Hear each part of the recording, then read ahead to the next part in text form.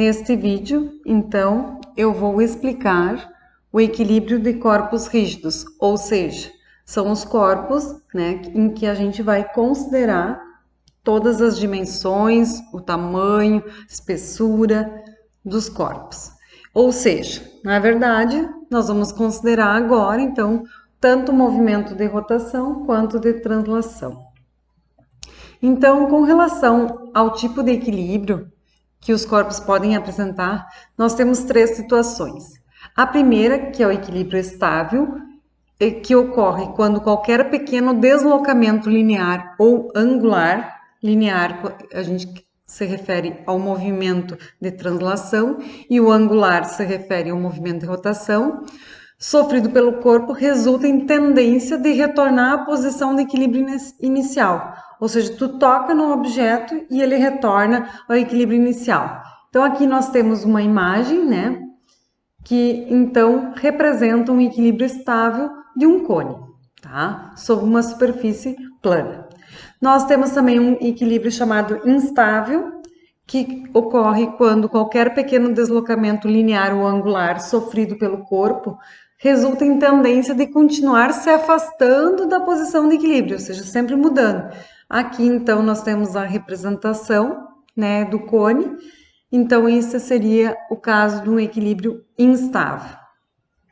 E também nós temos um terceiro caso, né, que é o equilíbrio indiferente, que ocorre quando qualquer pequeno deslocamento linear ou angular sofrido por este corpo resulta em uma nova situação, né, de equilíbrio, também de equilíbrio, tá? Então, seria esse o equilíbrio, então, indiferente.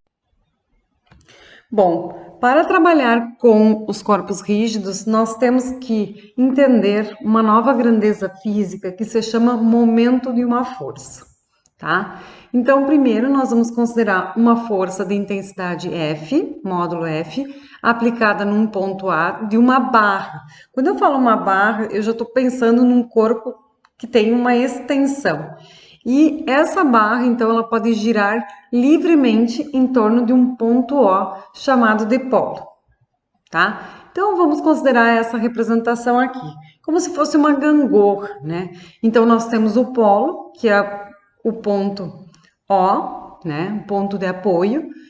Vou aplicar uma força F aqui, e aí essa barra tem a tendência de girar. Ela vai girar, né, num sentido anti-horário, certo? Então, o momento da força F em relação ao ponto O, porque sempre eu vou dizer em relação a qual referencial estou usando, nesse caso vai ser o ponto de apoio, que é o ponto O, ou a tendência de rotação da força F produz na barra em relação a esse ponto. Então, o momento de uma força nada mais é calcular a tendência que a barra tem de ter um movimento de rotação. Esse momento de uma força também ela é chamado de torque. Esse momento de uma força, na verdade, é a relação entre a força e o D. O que é o D, então? Então, F é a intensidade da força F, que no Sistema Internacional de Unidades é dado em newtons, né? E o D é a distância entre a força e o ponto de apoio. Então, ó, entre a força F e o ponto de apoio, ó, isso é o nosso D. E também ela é denominada de braço. Então, momento de uma força é dado pela própria força vezes o braço, ou seja, a distância de aplicação da força com o ponto de apoio. No caso em que a força não é perpendicular, porque se a gente retornar ao slide anterior, nós vamos verificar, né, que a força foi aplicada perpendicular à superfície. Mas quando ela não é perpendicular, né, ao segmento de reta do ponto de aplicação da força, como nós podemos calcular o momento, né, desta força? Existem duas formas. Primeiro, pelos componentes vetoriais da força. Então, imaginem que nós temos um sistema agora dessa forma aqui. Lembrem que No primeiro caso, a gente discutiu quando a gente aplica a força aqui, ó, perpendicular. E agora nós vamos ter uma força que não é perpendicular, ele forma um ângulo alfa, né, em relação à barra que está no ponto de apoio. Então, como que a gente vai calcular, né, o momento dessa força? Bom, então, com base nessa figura, nós vamos ter o quê? O que é o nosso Fx? Fx vai ser a componente dessa força, ou seja, é pegar essa força, né, fazer com que ela seja projetada no eixo X, né, isso então é a componente X da força, que vai ser dado por quem? Observem, ó, a força X está no cateto adjacente é cosseno, então Fx é a própria força F vezes o cosseno deste ângulo. Da mesma forma, nós vamos proceder com a componente Y da força. Então, nós vamos projetar no eixo Y e nós vamos ter a força Y. A força Y nada mais é do que ser projetada nessa direção aqui, que é o cateto oposto ao ângulo alfa. Cateto oposto é seno. Então, F de Y vai ser dado pela força vezes o seno de Y. Abrindo agora, então, quem vai ser a componente, né, de X do momento das forças? Vai ser a própria força X vezes o deslocamento. Quem é que é a força X? Força vezes cosseno de alfa, vezes o deslocamento. Qual é a distância entre a aplicação da força X, né, que é uma aplicação horizontal, e o polo? Zero, tá? E agora, a componente Y vai ser dado por Fy vezes a distância. Então, o momento da força, né, projetada no eixo Y vai ser o F vezes o seno de alfa vezes a distância entre o polo, né, o ponto de apoio, e o ponto de aplicação da componente Y da força, que vai ser a distância A. Assim, como nós temos, né, uma grandeza vetorial, nós temos as componentes x e y. Para que eu tenha o momento resultante, o que eu tenho que fazer? A soma. Somando, claro que isso daqui, a componente x, vai ser igual a zero. Por quê? Porque não tem distância em relação ao ponto de aplicação, né? Então, o que eu vou ter? Ó, o momento da força x mais o momento da força y, né? Isso vai ser igual a quem? A zero, né, a soma, mais F seno de alfa vezes A. Então, nós encontramos que o momento a soma dos momentos x e y vai me dar o momento resultante, que vai ser dado pela força, vezes o braço entre a força e o ponto de apoio, vezes o seno de alfa, certo? Agora, nós podemos também pensar em calcular de uma outra forma, pelos braços da força. Então, imagine o que nós temos aqui. Primeiro, né, nós temos aqui que a nossa hipotenusa vale A, nós temos a nossa força aqui que vale F, né, e nós temos a nossa distância D aqui. Lembrando que aqui nós temos ângulos retos, né, e o nosso alfa aqui, então, do triângulo. Tá? Então, com base no triângulo ABC, que nós temos aqui A, B e C, como sendo os vértices, né? Nós temos, ó, se eu calcular o seno de alfa vai ser quem? Seno é cateto oposto, que vai ser o nosso D, dividido pela hipotenusa, que é o A. Então, nós vamos ter que essa minha distância aqui de aplicação em relação ao nosso momento da força, né, que vai ser a distância entre a aplicação da força e o ponto de apoio, vai ser dado pela distância A vezes seno de alfa. E substituindo na equação do momento da força, que é dado por força vezes o braço, nós vamos ter que o momento da força é a própria força vezes o braço que nós calculamos aqui através, né, do triângulo. Então, nós vamos ter vezes a distância A vezes o seno de alfa.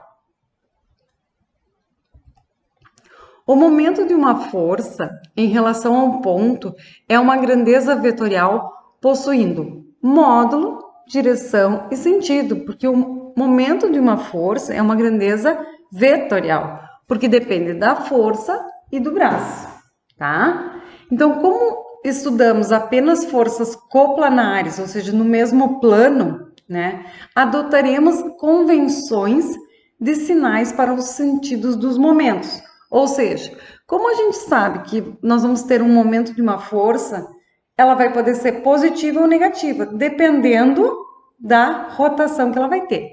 Então, o que nós vamos utilizar aqui, ó? Imaginem aqui essa situação aqui. Então, eu tenho um ponto de apoio, né? Eu tenho uma alavanca aqui e eu tenho uma pedra grande que eu quero erguer. Para erguer essa pedra, eu vou exercer uma força F nessa direção aqui. Se eu exercer uma força nessa direção aqui, observem que o giro, a rotação vai ser anti-horária. Agora, se eu pegar essa mão e exercer uma força F para cima, vertical para cima, nós vamos ter um movimento horário, sempre levando em consideração, né, o nosso ponto de apoio. E aqui, então, nós temos uma simplificação, né? Esquecemos o desenho aqui, nós vamos ter uma força F1 aqui e uma força F2 que a própria pedra exerce, né? Então, ó, F1 exerce uma força anti-horária, né? E F2 uma força horária, tá? Bom, então o que eu sei? Que o momento da força 1 vai ser dado pela força 1 vezes a distância entre essa força 1 e o ponto de apoio. O sentido desse momento é anti-horário, como a gente já tinha discutido. Se é anti-horário, nós vamos dizer que o momento da força, por convenção, vai ser maior do que zero, ou seja, positivo. Agora, analisando o momento da força 2, vai ser o quê? Vai ser a própria força 2 vezes a distância desta força ao ponto de apoio, tá? Então, vai ser essa distânciazinha aqui. Lembrando que a força 2 exerce uma rotação horária, né? E o sentido horário, então, vai ser o sentido considerado negativo. Então, aqui, M2 é menor do que zero. Considerações importantes, então, que a gente precisa ainda fazer em relação ao momento de uma força. O momento resultante de um sistema de forças coplanares em relação a um ponto é obtido pela soma algébrica dos momentos de cada uma das forças em relação ao ponto. Ou seja, o momento resultante vai ser a soma de todos os momentos provocados por cada uma das forças do meu sistema, certo? Segundo, o momento de uma força também recebe o nome de torque de uma força. Então, torque, o que significa torque? Giro. Então, eu tenho o torque, eu tenho o momento de uma força. É a mesma grandeza física, tá? Condições de equilíbrio de um corpo rígido. O que a gente viu de um ponto material? Do ponto material, nós percebemos que, para que ele esteja em equilíbrio, que seja esse equilíbrio estático ou dinâmico, nós temos apenas uma condição de equilíbrio, que é o somatório de todas as forças tem que ser igual a zero, ou seja, a força resultante precisa ser igual a zero. Agora, quando a gente considera um corpo sendo um corpo rígido, ou seja, considerando as suas dimensões, eu tenho duas condições de equilíbrio. A primeira é o equilíbrio de translação, do movimento de translação, que continua sendo o somatório de todas as forças precisa ser igual a zero. Mas também nós temos o equilíbrio de rotação, que vai se dar através do somatório de todos os torques envolvidos igual a zero. Exemplo. Então, vamos fazer um exemplo para poder colocar em prática isso que a gente vem falando sobre o momento de uma força. Então, nós vamos considerar o seguinte, ó, uma barra AB, então AB é o comprimento, homogênea, de 2 metros de comprimento e peso 100 newtons. encontra-se em equilíbrio, conforme a figura. Sendo 200 N o peso do bloco B, ó, determine a tração no fio DE, aqui tem um fio, e a força na barra no ponto A. Vamos lá. O que nós vamos fazer? Vamos simplificar esse sistema. Primeiro, a barra A vai fazer uma força vertical para cima. O que nós temos aqui? Nós temos para cima ainda a força de tração, tá? Que nós temos um fio. Nós temos aqui nesse ponto B, aqui, uma força que é a força de tração BC, que na verdade vai ser igual ao peso do bloco C, né? Porque só tem os dois aqui. O que nós temos aqui, o PB? É o peso da barra. Por quê? O que acontece? Aqui ele já está nos dizendo que a barra é homogênea, para dizer assim, que ela é totalmente perfeita, feita com o mesmo material em todo o comprimento. Por quê? Para nós conseguirmos localizar o peso da barra no meio da barra. Ou seja, se ela tem 2 metros, 1 metro em relação a A e 1 metro em relação a B. Certo? O que nós vamos fazer? Nós vamos considerar as nossas condições de equilíbrio. Então, a primeira condição de equilíbrio diz que o somatório de todas as forças precisa ser igual a zero, tá? Quais são as forças que nós temos? Nós vamos ter a força de A, a tração DE. Por que eu considero positivo para cima, né? Porque para cima, a rotação ela vai ser anti-horário, tá? Qual é o ponto de apoio? O ponto de apoio é em A. Então, imagine que está em A, ó. A tração vai girar nesse sentido e esse aqui também nesse sentido. Então, os dois são positivos. Menos o peso da barra, então, para baixo, porque, ó, sentido horário, assim como a tração BC, que vai ser igual a zero, tá? Bom, o que a gente percebe? Nós não temos o valor da força A, nós não temos o valor da tração DE, nós temos o valor do peso DB e nós temos o valor da tração BC, que vai ser igual ao peso de C, né? Mas nós temos também, gente, né, uma segunda condição de equilíbrio. Então, se nós temos duas incógnitas, nós temos duas equações, nós podemos trabalhar com essas incógnitas, certo? Então, o que a gente diz? Que o somatório de todos os momentos precisa ser igual a zero. Por que vai ser igual a zero? Porque esse sistema encontra-se em equilíbrio, significa que não tem movimento de rotação. E nós vamos escolher o ponto fixo como sendo o ponto A, tá? Vamos lá. O que vai ser o momento resultante? Vai ser o momento da força A, que vai ser dado pela força A vezes a distância de A em relação ao ponto de apoio, menos o peso de B, tá? Peso de B, que tá aqui, ó, vamos seguindo, ó. Força de A, peso de B vezes o braço, que é 1. Agora nós vamos fazer a tração de E vezes o braço, que é 1,7. E a tração BC vezes o braço em relação ao ponto, que vai ser 2. Tudo isso tem que ser igual a zero. Vamos substituir. Nós sabemos, e eu já venho falando desde antes, né, que como aqui nós temos um corpo pendurado, está em equilíbrio, significa que a força-peso do corpo C tem que ser igual à tração BC, tá? E isso é igual a 200 N. Então, nós vamos substituir isso aqui, tá?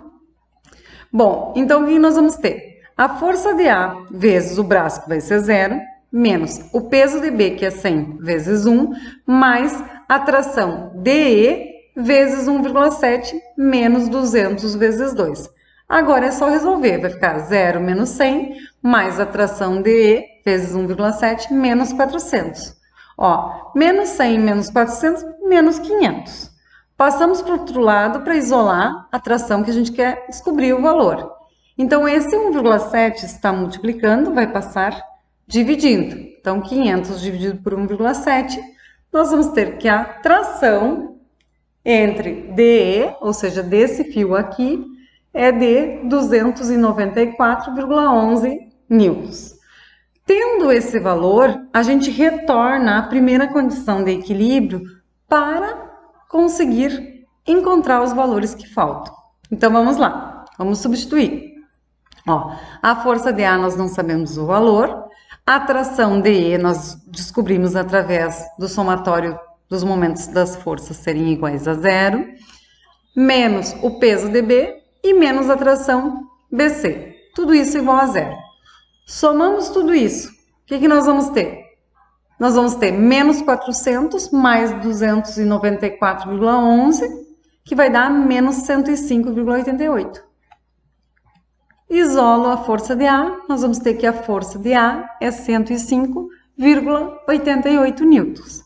Então, essas condições de equilíbrio a gente vai sempre utilizar. Qual é a dica? Sempre que o exercício nos falar que a barra é homogênea e que ela tem um peso, o que nós vamos fazer? Localizar ela no meio da barra, tá? Essa força PB, quem localizou fomos nós. Ela não está aqui escrita, né, no desenho inicial. Então, tenham esse cuidado e sempre que tiver duas incógnitas, vocês vão ter que usar as duas condições de equilíbrio de um corpo extenso, que é o somatório de todas as forças é igual a zero e o somatório dos momentos das forças igual a zero.